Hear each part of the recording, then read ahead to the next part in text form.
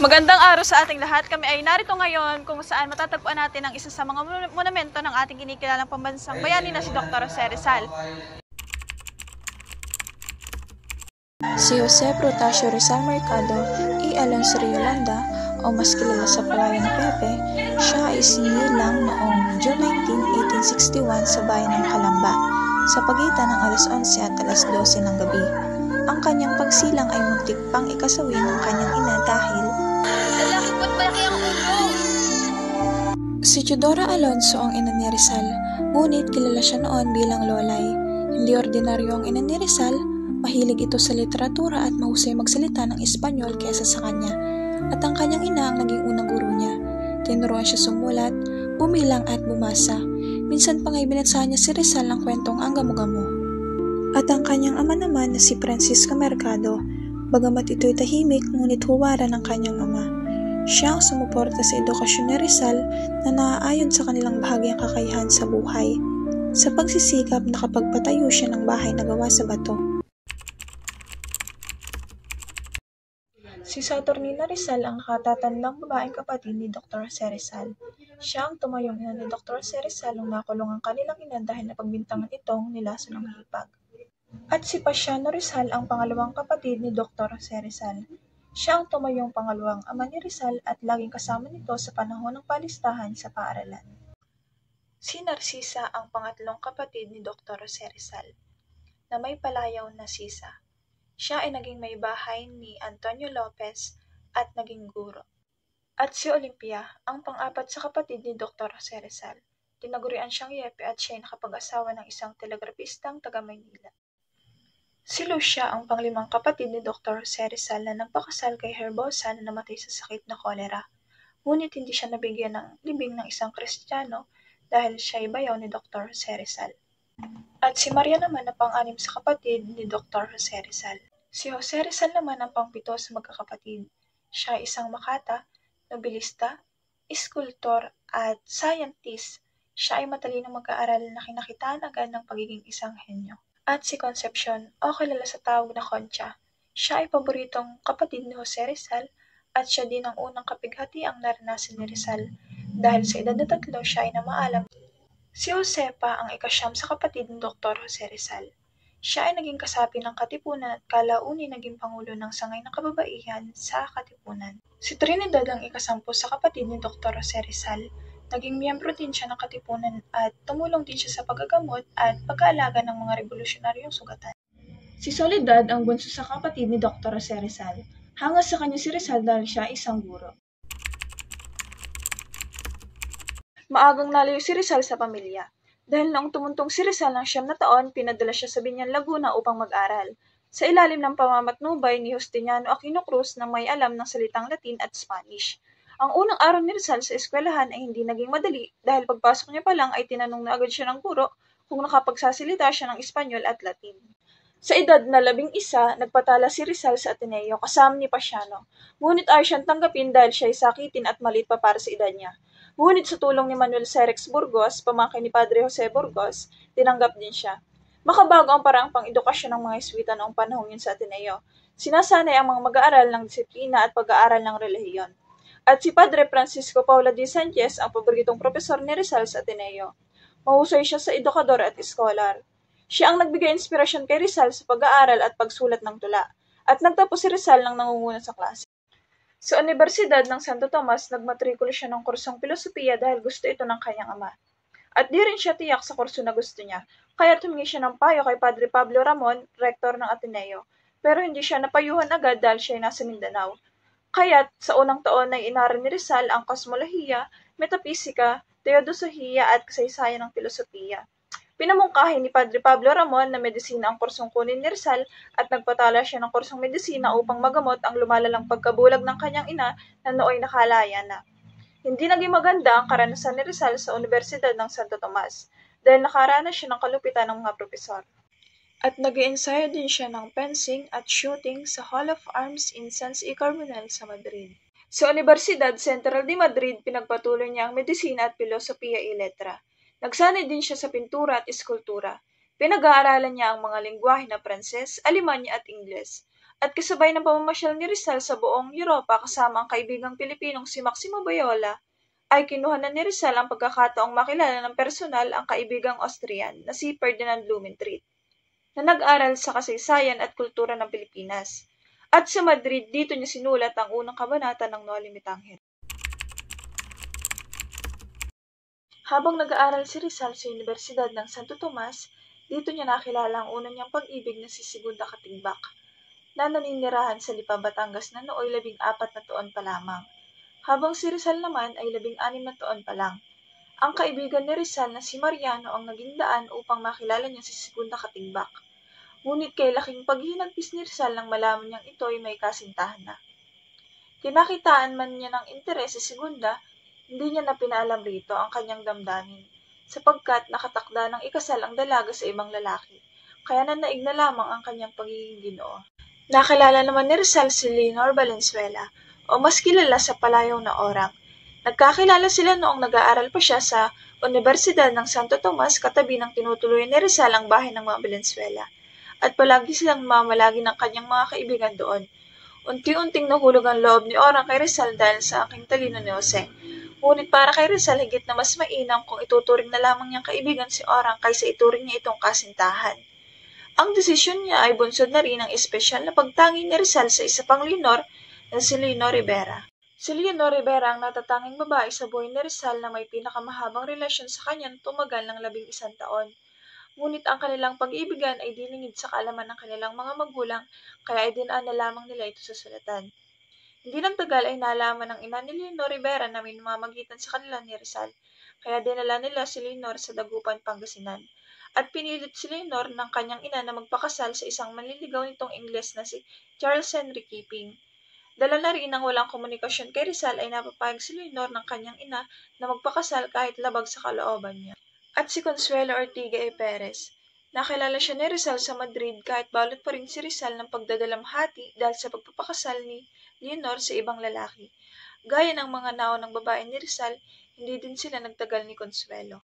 Si Ocesa na isang Haponesang dalaga na naging kaibigan ni Rizal sa Japan, at sila ay nagkakilala sa tahanan ng kaibigan ni Rizal. Siya ang nagturo kay Rizal ng salitang Ninonggo, ngunit hindi din sila nagtagal. Nang makarating naman si Rizal sa London, namalagi siya sa tahanan ni Charles Beckett, at si Gertrude ang panganay na anak ni Charles. Tuwing umaga bilang kaugalian ng mga Ingles, hinahatira ni Gertrude si Rizal ng kanyang almusal, at dahil nga sa aking karisma ni Rizal, nahulog ang loob ni Gertrude, ngunit katulad ni Consuelo, higit na mas pinili ni Rizal ang sariling bayan at si Leonor. Si Nelly Busteda, isang Pranses. Tulad ng kanyang mga unang naging karelasyon sa Europa, hindi nagtagal ang relasyon nila ni Rizal dahil hindi rin nais ng ina ni Nelly na magkaroon ng manugang na doktor na hindi pinabayaran ng sapat ng kanyang mga pasyente. At isa pa, naging karibal din ni Rizal si Antonio, kapatid ni Juan Luna. Nung nagtungo naman si Rizal sa Brussels, Belgium dahil sa malawang pamumuhay sa Paris, namalagi siya sa tahanan ng dalawang magkapatid ni sina Susain Jacobe at Marie. At katulad ng dati, nahulog ang loob ni Susain sa kanya, ngunit umalis si Rizal patungong Madrid kaya naiwan si Susain ang nagdadalamhati. At si Josephine Bracken, ang huling pag-ibig ni Rizal, na nakilala niya sa dapitan, natuto ng mga gawaing bahay si Josephine Bracken, paglalaba at pagluluto at nakatuwang ni Rizal sa kanyang klinika. At kalaunay nagkaroon sila ng anak ni Rizal, ngunit ito'y patay na ng maisilang. A formar! ¡Carguen! ¡Apunten! Consumatum est! At meron na po tayong nahanap na isa sa ating mga interviewin. At kuya, pwede po namin kayo ma-interview? Pwede po. Pangalan po, sir? Ang pangalan ko po ay Riva po. Paano po kaya pinakita ni Rizal sa kanyang mga nobela na Noli Me Tangere at El Filibusterismo ang kalagayang panlipunan at pampolitika ng Pilipinas noong panahon ng kolonyalismong Espanyol? Pinakita ni Jose Rizal ang kalagayan ng Pilipinas sa kolonyalismong Espanyol sa kanyang nobelang Noli Me Tangere at El Filibusterismo sa isang makabuluhang pamamaraan. Siya ay gumamit ng mga simbolismo at dito ay naipakita rin niya ang pagiging mababa sa lipunan ng mga Pilipino noong mga panahon niyon. Mababa ang tingin ni Jose, ng mga Espanyol sa mga taong Pilipino at tinatawag pa nga nilang Indio. Dagdag pa rito, naipakita rin dito ang pagiging malupit ng mga kura ng mga pari noong panahong iyon at naipakita rin dito kung gaano idinudukdok at idinidiin ng mga Espanyol ang mga Pilipino sa panahong iyon. Dagdag pa rin dito, naipakita rin ang pagiging mababa sa lipunan ng mga kababaihan. Maraming salamat po. Thank you. Ang pangalawa naman pong katanungan ay, ano po kaya ang pangunahing impluwensya ng kanyang edukasyon at paglalakbay sa Europa sa paghubog ng kanyang pananaw sa reforma at nasyonalismo? Yung kanyang edukasyon, ituro niya, ang tulong nito sa kanya ay yung pagkakasulat ng Nolimitang Red at Filibusterismo. Dahil dito, nakagawa siya ng isang nobela na kung saan marahil hindi naiintindihan ng mga Pilipino, ngunit naiintindihan ng mga Kastila na nagbigay ng may alam ang mga Pilipino at tuloy at dahil dito sa mga nobelang ito, dahil sa kanyang edukasyon, mas nagalit ang mga Espanyol or ang mga Kastila dahil alam ng mga Pilipino ang kanilang ginagawa ay mga mali. Maraming salamat po. Ngayon naman po ay dadako na tayo sa ating huling taon na ating kapapanayamin tungkol sa kanilang kaalaman sa buhay at mga ginawa ni Dr. Jose Rizal. Pwede ko po ba kayo ma-interview tungkol sa buhay at mga nagawa po ni Dr. Jose Rizal? Apo, sure. So, ano pong pangalan nyo? Ako si Sena Shane Afable. So, ito po ang unang katanungan. Paano ipinakita ni Rizal sa kanyang mga nobela na No Limitang Here at El Filibusterismo ang kalagayang panlipunan at pampolitika ng Pilipinas noong panahon ng kolonyalismong Espanyol? So, alam naman natin na through writings ni Rizal na No Limitang Here at El Filibusterismo, meron siyang mga karakter na ginamit para kumbaga unti-unting mapakita yung mga kasakiman at masasamang ginagawa ng mga Espanyol, lalo-lalo na sa mga Filipino at pati na rin ang takbo ng politika sa ating bansa. So parang naging way niya yon para maipakita nga sa atin yung mga hindi naman tamang ginagawa sa mga Filipino dito sa ating sariling bayan. So, thank you po. Ito naman po ang ikalawang katanungan. Ano ang mga pangunahing impluwensya ng kanyang edukasyon at paglalakbay sa Europa sa paghubog ng kanyang pananaw sa reforma at nasyonalismo? So dahil si Rizal is marami siyang pinag-aralan, nagpunta siya sa madaming bansa upang mag-aral. I think na dahil doon nabuksan lalo yung kanyang mga isipan tungkol doon sa iba't ibang idea. Kumbaga naging open-minded siya dun dahil sa kanyang pag-aaral sa ibang bansa. So parang nakatulong yung mga way of thinking na nakuha niya sa pag-aaral niya para maisama niya yun yung ganong pag-iisip or kaisipan sa kanyang mga nobelang nasulat. So, thank you po. Ito naman po ang ikatlong katanungan. Paano nagkaiba yung paraan ni Rizal sa paghingi ng pagbabago kumpara dun sa mga revolusyonaryong grupo tulad na lamang ng Katipunan? So, tulad ng Katipunan, ang naging way nila is physically makipaglaban or physical sila nakikipaglaban dun sa mga Espanyol. Nagkaroon sila ng pagre-revolusyon or yun nga, parang nagkaroon siya ng internal war, so yung Katipunan at mga Espanyol. So, pero ang ginamit na way ni Rizal is pagsusulat dahil siguro sa tingin niya na through, may ibang way naman upang mabago or mabuksan ng kaisipan ng mga Filipino na hindi gumagamit ng dahas at walang dugong nasasayang. So, thank you po. Ito naman ang mga nobela na kanyang nagawa ay una na rito ang No Limitang Here. Ito ay wikang Espanyol na kapag isinali natin sa wikang Ingles ay Tachminat at sa wikang Filipino naman ay Huwag Mo Akong Salingin. Ang nobelang ito ay naglalayong ipakita ang mga pang-aabuso at katiwalian ng mga praile at ng pamahalaang Espanyol sa Pilipinas noong ika-19 na siglo.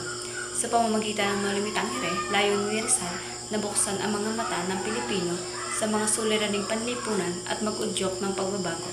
Ito ay isinulat at naimprinta noong taong 1887 sa bansang Berlin, Germany. El Filibusterismo. Ito naman ay sequel ng nobelang No Limitang Here. Ang El Filibusterismo ni Dr. Jose Rizal ay isang nobelang naglalarawan sa pagbabalik ni Crisostomo Ibarra bilang si Simon, isang mayamang mag-aalahas na naghahangad ng paghihiganti laban sa mga Kastila sa pamamagitan ng pag-uudyok ng revolusyon. Sa pamamagitan ng karakter at pangyayari, ibinunyag ni Rizal ang mga katiwalian at pang-aabuso sa lipunan na nagbibigay diin sa kahalagahan ng edukasyon at pagkakaisa bilang susi sa pagkamit ng kalayaan at pagbabago sa Pilipinas. Sa kabuuan, ang El Filibusterismo ay isang nobela tungkol sa paghiganti, revolusyon at pagbabago sa lipunan na naglalayong pukawin ang mga damdamin ng mga Pilipino upang itaguyod ang kanilang karapatan at kalayaan. Ito ay naimprinta at nailathala noong 1891 sa bansang Ghent, Belgium. Mi Ultimo Adios. Ito ay isang makasaysayang tulang isinulat ni Dr. Jose Rizal bago siya barilin sa Bagong Bayan. Sa tulang ito ay pinahayag ni Rizal ang kanyang walang kondisyong pagmamahal sa Pilipinas, ang kagustuhang mag-alay ng buhay para sa kalayaan at ang pananalig na ang kanyang kamatayan ay magiging simula ng pag-ahon ng bayan. Gamit ang malalim na simbolo tulad ng mga bulaklak na kumakatawan sa sakripisyo at emosyonal na tinig, nag-iwan siya ng mensahe ng pag-asa sa mga kababayan na huwag mawala ng loob at ipagpatuloy ang laban para sa dignidad at kasarinlan. Ang tula na naging pundasyon ng pambansang identidad ay patuloy na nagpapaalala sa diwa at patriotismo at ang halaga ng pag-aalalay sa sarili para sa kapakanan ng bayan. Annotations of Antonio de Morga's Sucesos de las Islas Filipinas. Ang annotation ni Dr. Jose Rizal sa Sucesos de las Islas Filipinas ni Antonio de Morga ay isang masusing pag-aaral na naglalayong itama ang kolonyal na pananaw sa kasaysayan ng Pilipinas at ibalik ang dignidad ng sinaunang lipunan bago ang pananakop ng Espanya. Ginamit ni Rizal ang akda ni Morga, isang Kastilang opisyal at historiador, bilang batayan upang ipakita na ang katutubo ay may sariling maunlad na sibilisasyon, ekonomiya at kultura bago dumating ang mga mananakop. Halimbawa, binigyang diin niya ang mga Pilipino ang gumawa ng kanyon sa Fort Santiago na nagpapatunay ng kanilang kasanayan sa metallurhiya. Tinutulan din ni Rizal ang mga pahayag ni Morga na nagpaparangal sa Espanya bilang nagdala ng kabihasnan at iginiit na ang kolonyalismo ang nagdulot ng paghina ng katutubong kultura. Maging ang maliit na detalye tulad ng typographical errors sa orihinal na teksto ay itinama niya na nagpapakita ng kanyang masinop sa pagsusulit. Sa kanyang mga anotasyon, hinimok ni Rizal ang mga Pilipino na balikan ang mga nakaraan upang maunawaan ang kasulukuyan at magtanggol sa pambansang identidad, isang hakbang na itinuring niyang revolusyonaryo. Ang kanyang gawa ay hindi lamang akademiko kundi isang politikal na paglaban na nagpapakita ng tunay na diwa ng pagmamahal sa bayan. A la Juventud Filipina. Ito ay isang tulang isinulat ni Dr. Jose Rizal noong 1879 na nagpapahayag ng kanyang paniniwala sa potensyal at kahalagahan ng kabataan sa paghubog ng kinabukasan ng Pilipinas. Sa pamamagitan ng kanyang mga taludtod, hinikayat niya ang mga kabataan na gamitin ang kanilang talino, sining at kaalaman upang itaguyod ang kanilang bayan at lumikha ng isang lipunang may pag-asa at kaunlaran. Ang tula ay isang panawagan sa kabataan na maging aktibo sa pagpapaunlad ng kanilang intelektual at moral na kapasidad at magsilbing inspirasyon sa pagkamit ng kalayaan at karangalan ng bansa. Ang tulang ito ni Rizal ay nanalo ng ikaunang pwesto sa paligsahan at bilang gantimpala ay nakatanggap siya ng feather-shaped pen. Por la educación recibe lustre la patria. Ito ay isang pahayag ni Dr. Jose Rizal na nagpapakita ng kanyang matibay na paniniwala sa kapangyarihan ng edukasyon bilang susi sa pag-unlad at paglaya ng Pilipinas. Ipinapahiwatig nito na ang edukasyon ay nagbibigay dangal at nagpapaliwanag sa bansa. Nagbubukas ng mga oportunidad para sa pagbabago at pagpapabuti ng lipunan. Sa pamamagitan ng pagpapahalaga sa edukasyon, ang mga mamamayan ay nagkaroon ng kritikal na pag-iisip, kaalaman at kasanayan na kinakailangan upang harapin ang mga hamon, itaguyod ang kanilang mga karapatan at mag-ambag sa pagpapatayo ng isang mas maunlad at makatarungang bansa. El Consejo de los Dioses. Ito ay isang allegorical na dula na isinulat ni Dr. Jose Rizal noong 1880 na nagtatampok ng isang pagpupulong ng mga Diyos ng Griego upang magpasya kung sino ang pinakamahusay na manunulat sa pagitan ni Homer, Virgil at Cervantes. Sa pamamagitan ng dula, ipinahayag ni Rizal ang kanyang paghanga sa klasikong panitikan at ginamit ang mga pagkakataon upang bigyang diin ang kahalagahan ng universal na karunungan at ang pagkakaugnay ng iba't ibang kultura. Bukod pa rito, ito ay isang pagtatanggol sa kahalagahan ng sining at panitikan sa paghubog ng kamalayan at pagpapahalaganap ng mga ideal na nang makakabuti sa sangkatauhan. Tulad ng A la Juventud Filipina, nanalo din ito ng ikaunang pwesto sa paligsahang pampanitikan. Filipinas dentro de 100 años. Ito ay isang sanaysay na isinulat ni Dr. Jose Rizal noong 1889 kung saan tinatalakay niya ang posibleng kinabukasan ng Pilipinas sa loob ng isang siglo na naglalarawan ng mga senaryo batay sa mga umiiral na kondisyon ng kolonyalismo at ang mga posibleng landas na maaaring tahakin ng bansa. Hinimay ni Rizal ang mga sanhi ng paghihirap ng mga Pilipino, tulad ng kawalan ng kalayaan sa pamamahayag, kakulangan na representasyon sa Kortes, at ang maling pagtrato ng mga private, at nagbigay ng babala na kung hindi magbabago ang Espanya, ang Pilipinas ay maaaring maghimagsik at maghanap ng kalayaan sa pamamagitan ng karahasan. Sa huli, nagpahayag siya ng pag-asa sa loob ng 100 taon na ang Pilipinas ay magiging isang malaya at maunlad na bansa, alinman sa pamamagitan ng mapayapang reforma o revolusyonaryong pagbabago. Sobre la indolencia de los Filipinos. Ito ay isang sanaysay ni Dr. Jose Rizal na sumagot sa panghuhusga ng mga Kastila na ang Pilipino ay tamad. Ipinaliwanag ni Jose Rizal na ang tinatawag na katamaran ay hindi likas na katangian ng mga Pilipino. Nasabi lamang ng mga Kastila na tamad ang mga Pilipino dahil hindi nila nakikita ang pagtatrabaho ng mga ito sa madaling araw at ang tanging nakikita lamang nila ay ang pagpapahinga ng mga tao pagsapit ng alas 10.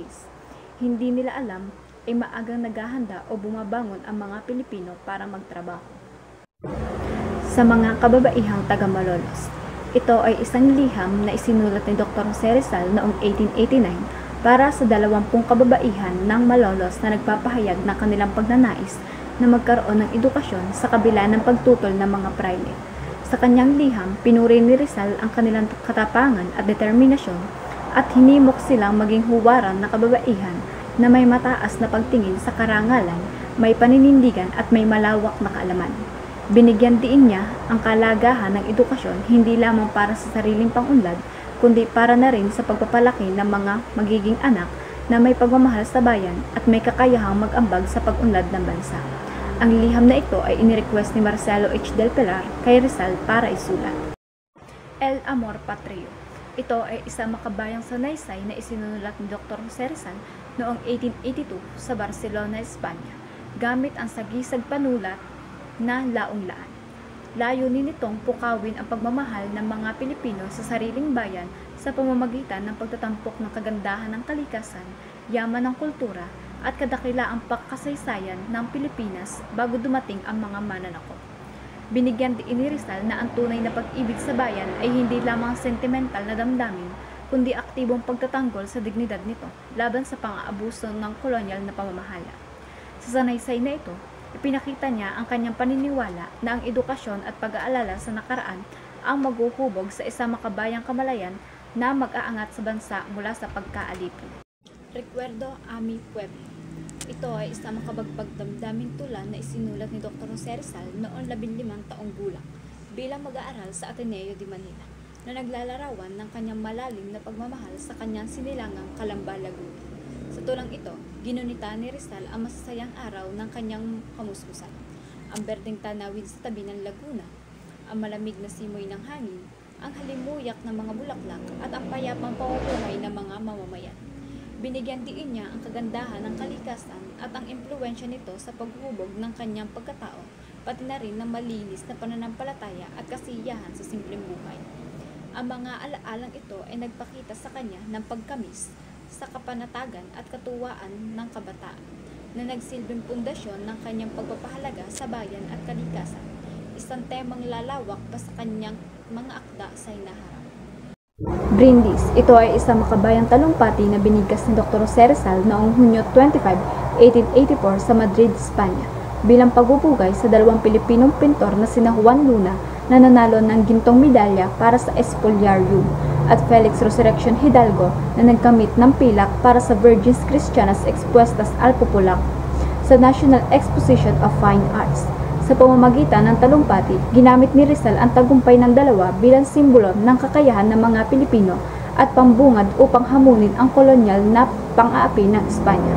Binigyan diin niya ang pangangailangan ng edukasyon, pagkakaisa at pagmamalaki sa sariling kultura bilang sandata laban sa inhustisya. Itinampok din niya ang kontradiksyon ng pagdakila ng Espanya sa talento ng mga Pilipino habang pinipigilan ang kanilang kalayaan na nagpapakita ng kanyang kritikal na pananindigan para sa reforma at pagbabago. Ang talumpati ay nagsilbing inspirasyon sa pagkilos ng mga Pilipino at patunay na ang sining at intelektual na ambag ay maaaring maging sandata sa pagkamit ng pambansang dignidad. Junto al Pasig. Isinulat ito ni Dr. Jose Rizal noong 1880 bilang pagdiriwang sa kapistahan ng Immaculate Conception. Itinatanghal nito ang allegorical na labanan sa pagitan ng Kristyanismo at paniniwalang paganismo, kung saan si Satanas na nagkukunwaring diwata o anito ay nagsusulong ng panunumbalik ng sinaunang kulto, samantalang ipinagtatanggol naman ng batang si Leonido ang pananampalatayang Kristiyano sa pamamagitan ng simbolo tulad ng ilog pasig at ang pagdiriwang ng berhen ng Antipolo. Kritikal na itinangkok ni Rizal ang tensyon sa pagitan ng kolonyal na impluensya ng Espanya at katutubong identidad ng mga Pilipino. Ang dula ay naglalarawan din ng kanyang paniniwala sa kahalagahan ng edukasyon at pagkakaisa bilang sandata laban sa pang-aabuso, habang nagpapahiwatig ng pagtutol sa mapag-aping patakaran ng mga praile. Magandang araw po sa ating lahat. Gayon naman po, istutungo naman po tayo sa ikatlong tao na ating pong tatanungin tungkol po sa buhay at sa ginawa po ng ating pambansang bayani na si Dr. Jose Rizal. Hello po, pwede po kayong ma-interview? Pwede po. Ano pong pangalan po nila? My name is Yashela M. De La Vega po. Ito po ang unang katanungan. Paano po ipinakita ni Rizal sa kanyang mga nobela na No Limitang Here at El Filibusterismo ang kalagayang panlipunan at pampolitika ng Pilipinas noong panahon ng kolonyalismong Espanyol? Ipinakita niya po doon na kung paano tayo pinagmalupitan ng mga Espanyol o ng mga mananakop. At parang dito niya po hinighlight kung paano tayo mas lalong pinahirapan at ginawang mangmang. Dahil sa pananakop nila, mas more on pinapalaganap nila yung mga layunin nila, partikular na idea para sa isang bansa na kung saan yung ating lipunan doon parang more on controlled and overpowered by Spanish. Thank you po. Tumungo naman po tayo sa ikalawang katanungan.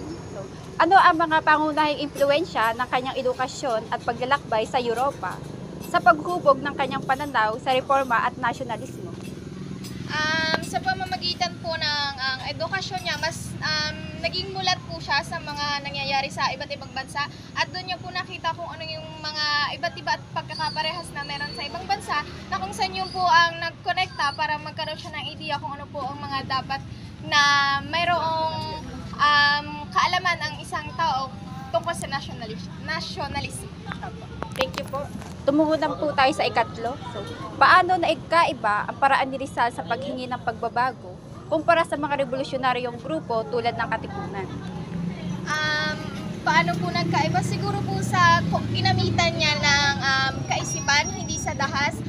Ginamitan niya ng angking talino, hindi kung paano tayo makipagsiklaban o gamitin ang ating physical na katawan na kung saan mas magandang epekto ng paggamit ng ating isip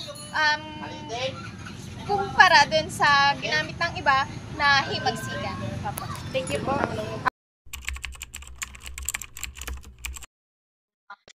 Maraming mga tao naka-impluwensya at humubog sa pagiging malikhain at pagka-artistic ni Jose Rizal sa kanyang mga abilidad. Si Jose Rizal ay nagbigay ng kalayaan sa kanyang pamilya sa murang edad. Sa pag-aaral ni Rizal sa iba't ibang bansa ay nagkaroon siya ng maraming kaalaman at kakayahan. Bukod na siya ay isang polyglot at isang ophthalmologist, siya ay isa ring artist. Narito ang iba't ibang painting ni Jose Rizal. Ang painting na ito ay gawa sa oil at pinagmagatang sa Saturnina Rizal. Dahil si Saturnina Rizal po ay panganay na kapatid ni Jose Rizal. Ang painting na ito ay ginawa ni Rizal sa Calamba, Laguna noong 1881. At ngayon po, ang painting na Saturnina ay nakapreserve sa Shrine Fort Santiago. So si Jose Rizal po ay pininta niya ang dapitan church curtains noong 1884. Sa dapitan at ang ginamit po ni Rizal na materials dito ay ang oil din po. Ang dapitan church curtains po ay ipinta bilang backdrop para sa altar ng simbahan tuwing mahal na araw. Ano po ba na ito pala ay kahilingan ni Padre Vicente Balaguer kay Dr. Jose Rizal? Ang disenyo po ng dapitan church curtain ay nagpapakita po ng mga tema ng Kwaresma na naglalayong magbigay ng inspirasyong pagmuni-muni sa mga pananampalataya. Ang orinahan na dapitan church curtains po daw ay nasunog na noong ikalawang digmaang pandaigdig. Ang paglikha po ni Rizal ng dapitan church curtains ay nagpapakita po ng kanyang pagiging maraming talento at na ang kanya pong pagiging malikhain at dedikasyon sa sining. Kahit po sa Pagkakatapon ni Rizal sa Dapitan ay marami siyang nagawa ng mga painting at sculptures po. Sunod naman po sa painting ng ating pambansang bayani ay ang Christ Crucified. Ibig sabihin po nito ay yung si Kristo po ay ipinako sa krus. Ang ginamit po ni Dr. Jose Rizal dito na materials po ay ang Crayola. Si Dr. Jose Rizal po ay ginawa po ang painting na Christ Crucified po noong po siya ay nasa Heidelberg, Germany noong pong 1886 po. So, ibig sabihin po ay nasa Germany pa po si Dr. Jose Rizal bago niya pa po ito ginawa ang painting na ito. Ang painting po ito ay nagpapakita nga po ng imahe ni Jesus na nakapako po sa krus. Ito po ay may mga tao po sa kanyang paligid. Ito po ay isang karaniwang eksena po sa ating po mga Kristyanismo na nagpapakita po ng kay Jesucristo po mga sakripisyo. Sunod naman po na painting ay ang A Painting on a Pair of Mother of Pearl. Ang painting na ito po ay hindi po basta-basta lamang nagawa sa canvas o papel. Ito po ay ipininta ni Dr. Jose Rizal sa 2 piraso po ng Mother of Pearl. So, ang gamit po na pintura po dito ni Dr. Jose Rizal ay oil. Hindi po basta-bastang oil paint or kung ano man po. Ang ginamit po ni Rizal po para ipinta ito po sa shells ay ang oil nga po. Ipinanta po ito ni Dr. Jose Rizal sa Dapitan po noong taong 1894 po. Sunod naman po na ipininta ng ating pambansang bayani ay ang Portrait of Moraita. Ang Portrait of Moraita po ay nagpapakita po ng isang larawan po ng isang tao. Ito po ay ginawa po ni Rizal gamit po sa pamamagitan ng Crayola. Ginawa po ito ni Jose Rizal noong po siya ay nasa Barcelona pa noong taong 1885. Sunod naman po ay ang Immaculate Conception. Dito naman po ay ginawa ni Rizal gamit po ang Crayola. Ito po ay ginawa niya sa Dapitan noong pong 1890. Ito po ay isang painting na nagpapakita po sa mahal na Birheng Maria. Ito po ay isang pangalan sa simbahan na tumutukoy po sa paniniwala po na si Maria po ay pinanganak na walang kasalanan. Ang ginamit po ni Jose Rizal na pagpipinta nga po rito ay ang Crayola. Ginawa niya po ito mula po siya noon pinatapon sa Dapitan at pinapakita po ni Rizal na kahit po sa kanya pong panahon na ipinatapon po siya sa Dapitan noon ay hindi po ito tumutol po sa kanya pong paggagawa ng sining. Sa kanya pong angking talino at galing po marami po siyang natulungan noon at nagkaroon po siya ng maraming kaalaman sa Dapitan. Sunod naman po ang Spanish Coat of Arms. Ang Spanish Coat of Arms po ay ginawa po ni Dr. Jose Rizal gamit po ang watercolor. Ito po ay ginawa po ni Rizal noong pong piyesta ni San Rafael po sa Calamba, Laguna. Pinapakita po nito na ang simbolo po ng sagisag ay ginamit po noon ng mga Espanyol. Sunod naman po ay ang Cover of No Limit Tangere. Dito naman po ay ginawa po ni Rizal gamit po ang pen and ink drawing. Ginuhit po ito ni Jose Rizal doon po sa mismong disenyo po niya sa pabalat po ng No Limit Tangere. Ito po ay ang kanyang famous novel. Ito po ay ang pabalat ng No Limit Tangere. Ito po ay hindi lamang isang simpleng disenyo po. Ito po ay naglalaman ng mga simbolo at mensahe po na nagpapakita po ng mga layunin po ni Jose Rizal. Ito po ay nagmulat sa mga Pilipino po patungo sa katotohanan at nagkaroon po ng pagbabago sa ating lipunan po noon. Ang No Limit Tangere po ay galing po sa Latin na salita na ang ibig sabihin po sa Tagalog ay huwag mo akong salingin. At ngayon naman po ay tumungo naman po tayo sa mga gawang sculptures po ng ating pambansang bayani na si Jose Rizal. Ang kanya nga pong sculpture dito ay ang Triumph of Science over Death. Ang Triumph of Science over Death naman po ay ginawa ni Rizal gamit ang clay. Ang Triumph of Science over Death po ay ginawa ni Rizal sa Paris, France po noong 1890. Binigay po ito ni Rizal sa kanya pong malapit na kaibigan na si Ferdinand Blumentritt. Ang sculpture na ito po ay nagpapakita po ng tagumpay ng agham po laban po sa kamatayan at sakit. Pinapakita po nito na sa pamamagitan po ng agham ay kaya nating labanan ang mga sakit at pahabain po ang ating Ang Sacred Heart of Jesus naman po ay ginawa naman po ni Dr. Jose Rizal gamit po ang kahoy. Ito po ay ginawa sa Ateneo de Manila mula po noong 1875 hanggang noon pong 1877. Bilang pong isang estudyante po si Rizal sa Ateneo, ang paggawa po ni Rizal po ng sculpture po na ito ay nagpapakita po ng kanyang pagpapahalaga po sa kanyang edukasyon at sa kanyang pong pananampalataya. Ang Sacred Heart of Jesus po ay isa po sa mga gawa na kanya pong malalim na pananampalataya at sa kanya pong kagalingan sa sining. Ito po ay rin ay isang tunay na kahit siya po ay bata pa, si Rizal po ay mayroon na po siyang malaking pagmamahal po sa Diyos. Dito naman po ay ang sculpture po ni Jose Rizal na pinamagatan pong Josephine Bracken Medallion. Ang gamit po na materials dito ay ang kahoy. Ang sculpture na ito po ay ginawa po ni Jose Rizal sa Dapitan noong 1895 hanggang 1896 po. Ang Josephine Bracken Medallion po ay isang personal na gawa po ni Rizal na nagpapakita po ng kanyang pagmamahal at ang kanya pong buhay sa Dapitan noon. Ito po ay isang halimbawa ng kanyang talento sa sining at ang kanya pong pagiging romantiko. Ang sculpture na ito naman po ay nagpapakita po ng isang likhang sining po na gawa po sa pamamagitan ng paglilok. Ito po ay sculpture ni Jose Rizal na pinamagatan pong Bust of Father o Jose Greco. Ito po ay isang imahe po ng ulo at balikat ni Father Jose Greco. Ang sculpture na ito po ay gawa po sa clay o luwad. Ang luwad po ay isang uri po ng lupa na malambot kapag pubasa at patigas naman po kapag natuyo. Ang sculpture na ito po ni Jose Rizal ay ginawa po sa Dapitan po noong Ang sculpture na ito naman po ni Jose Rizal ay ginawa rin po sa clay. Ito po ay pinamagatan pong Triumph of Death over Life. Ito po ay tungkol sa kamatayan laban sa buhay. Ang sculpture na ito po ay ginawa po sa Brussels, Belgium ni Jose Rizal noong 1890.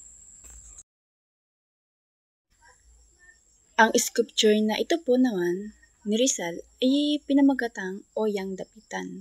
Ito po ay ginawa rin po sa clay.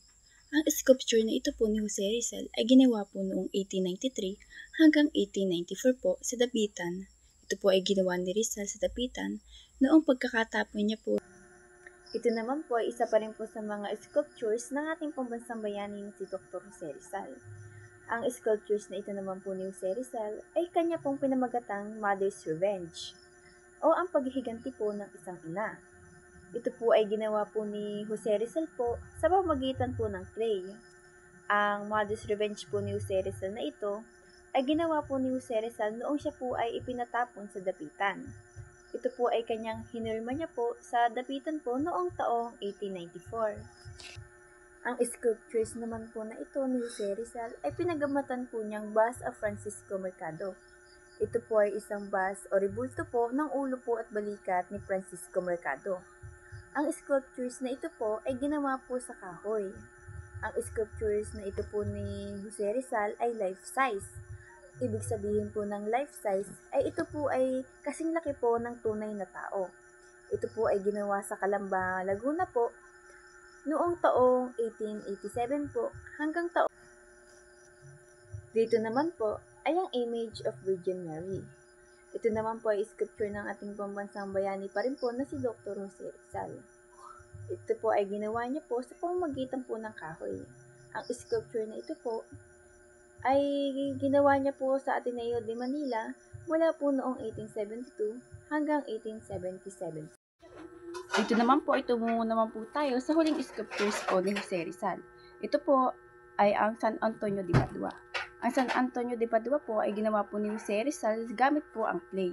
Ito po ay ginawa ni Jose Rizal, yung siya po ay pinatapon o naitapon po doon po sa Dapitan noong 1893 hanggang 1894 po.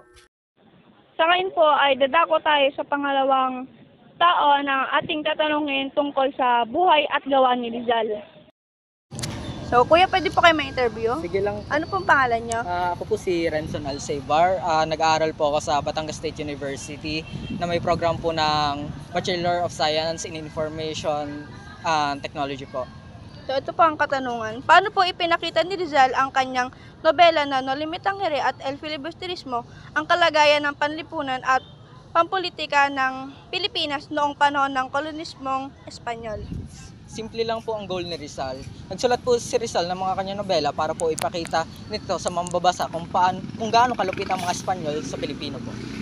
At ang pangalawang katanungan po, ano po ang pangunahing impluwensya ng kanyang edukasyon sa paglalakbay sa Europa sa paghukbong ng kanyang pananaw sa reforma at nasyonalismo? Sa pag-aaral niya sa Europa, natuto siya kung paanong paraan niya ipapakita sa atin or kung paano niya magre-revolusyon sa Espanyol. At dito napag-isipan niya na sumulat siya ng mga nobela para po imbis na madugo ang paglaban sa Espanyol, magagamit po ang pagsulat ng mga nobela sa paglaban sa mga Espanyol. At ang pangatatlong katanungan po, paano nagkaiba ang paraan ni Rizal sa paghingi ng pagbabago kumpara sa revolusyonaryong grupo tulad ng Katipunan? Katulad nga po ng sinabi ko kanina,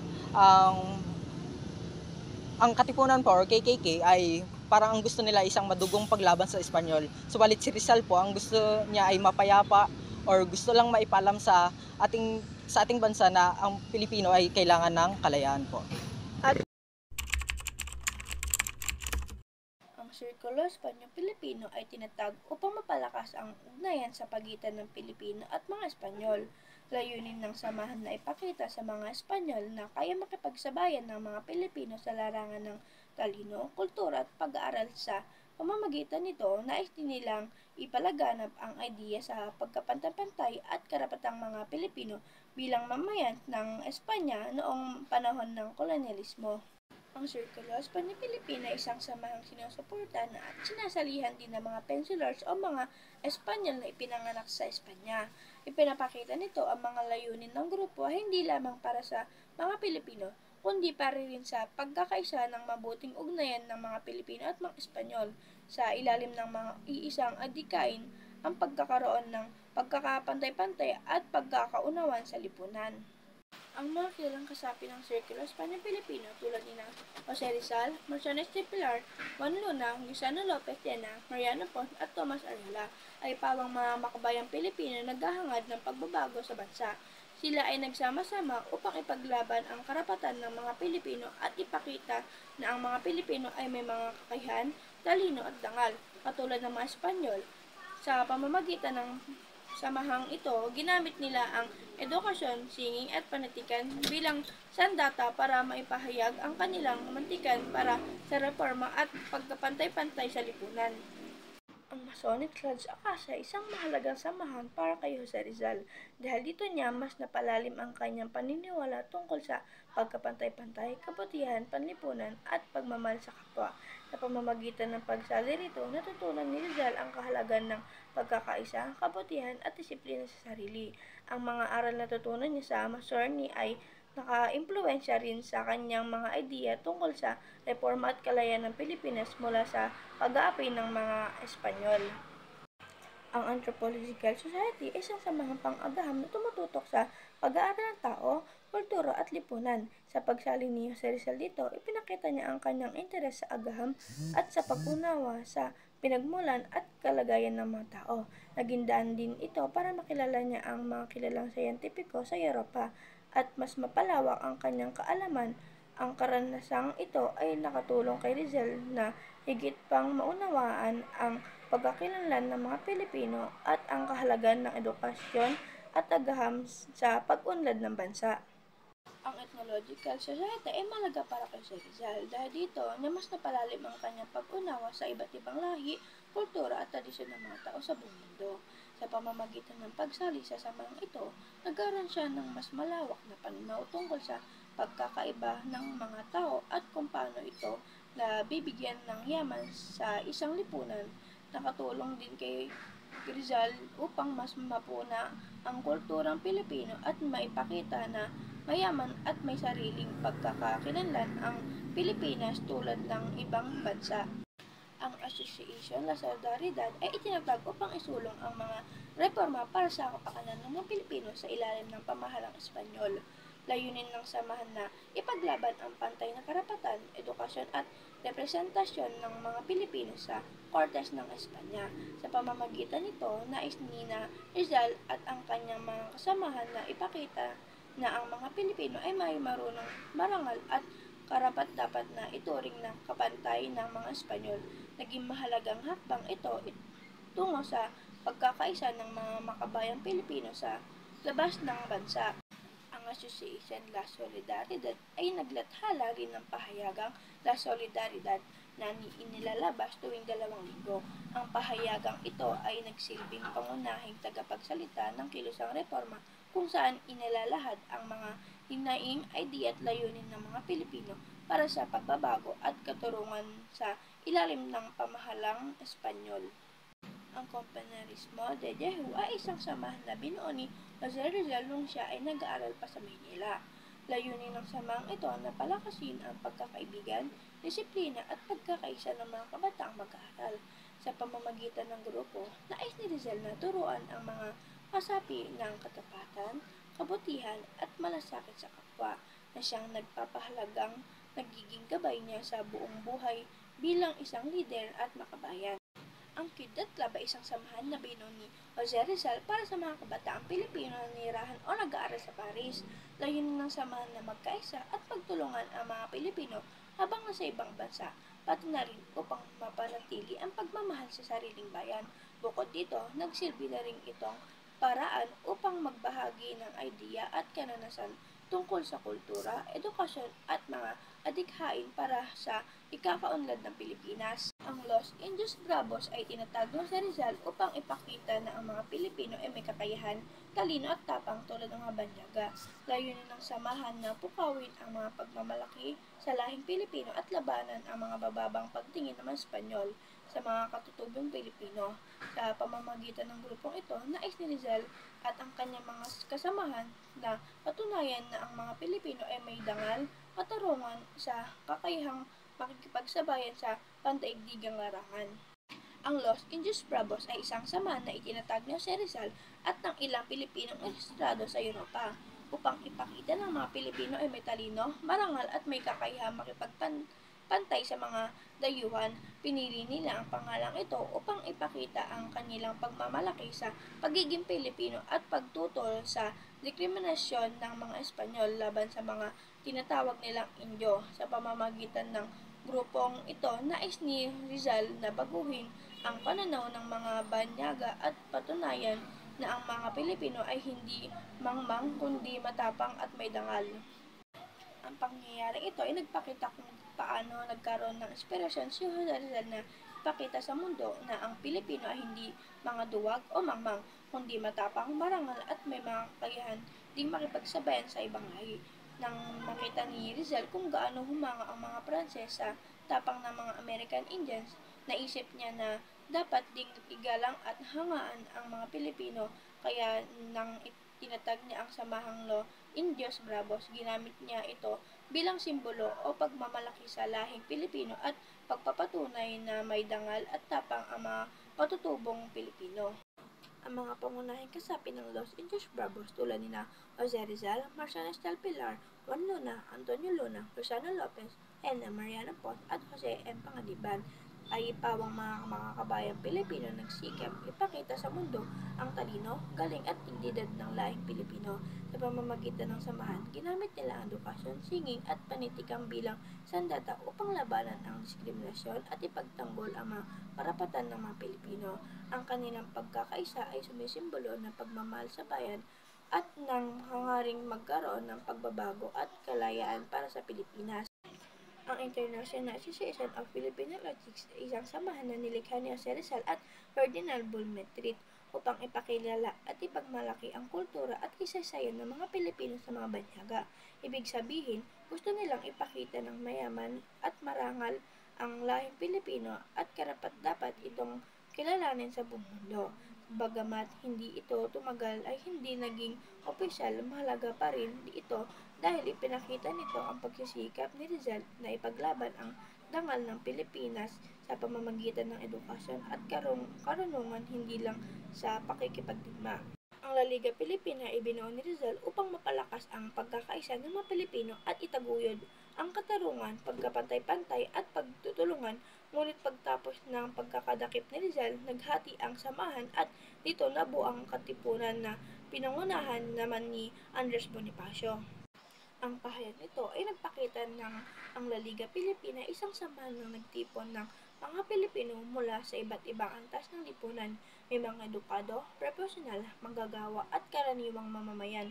Ipinapakita nito ang layunin ng samahan, ang pagkakaisa ng lahat ng Pilipino anuman ang kanilang katayuan sa buhay upang magtulungan sa pagkabuti ng bayan. Sa pamamagitan ng pagkakaisang ito, nais ng La Liga Pilipina na magkaroon ng reforma at pagbabago sa ilalim ng pamahalang Espanyol sa mapayapang paraan. Ang pahayag nito ay nagpapakita ng mga layunin ng La Liga Pilipina na itinatag ni Jose Rizal. Una, pagkakaisa ng buong kapuluan bilang isang matatag at nagkakaisang katawan. Pinapakita nito na nais ni Rizal na magsama-sama ang lahat ng Pilipino kahit pa magkakaiba ang kanilang estado sa buhay upang maging malakas at maayos ang bansa. Ang pagkakaisang ito ay mahalaga upang mas madaling makamit ang mga reforma at pagbabago sa lipunan. Pangalawa naman po is pagtutulungan sa bawat pangangailangan at panganib. Layunin din ang samahang magmalasakit at magtulungan ang bawat membro lalo na sa oras ng pangangailangan o kagapitan. Sa ganitong paraan, mas napapalakas ang samahan at napapangalagaan ang kapakanan ng bawat Pilipino. Sa kabuuan, ang La Liga Pilipina hindi lamang sa samahan para sa reforma, kundi para sa pagkakaisa at pagtutulungan ng mga Pilipino para mas maayos at progresibong lipunan. Noon, habang lumalaban ang mga Pilipino para sa pagbabago, may mga layunin silang gustong ipaglaban. Isa na rito ang pagtatanggol laban sa anumang uri ng karahasan at kawalang katarungan. Ibig sabihin, gusto nilang itigil ang pang-abuso at maling pagtrato ng mga Espanyol sa Pilipino. Para sa kanila, ang mga bawat tao ay dapat tratuhin ng patas at may respeto. Kasama rin sa kanilang layunin ang pagpapalaganap ng edukasyon, agrikultura at kalakalan. Naniniwala sila na kapag marunong at may pinag-aralan ang mga tao, mas maintindihan nila ang kanilang mga karapatan.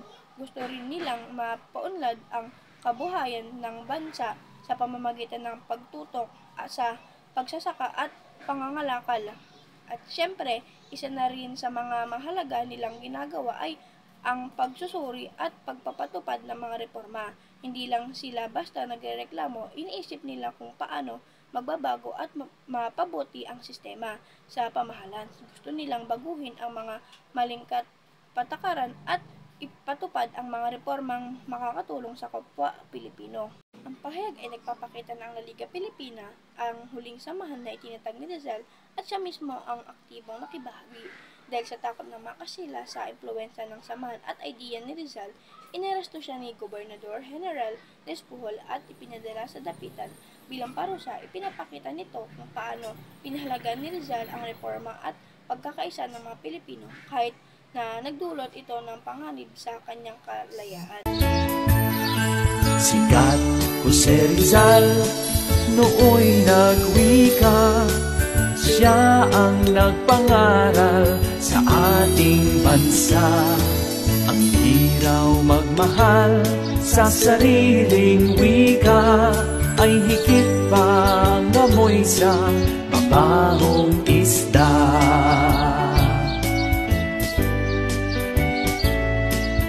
Wikang pambansa.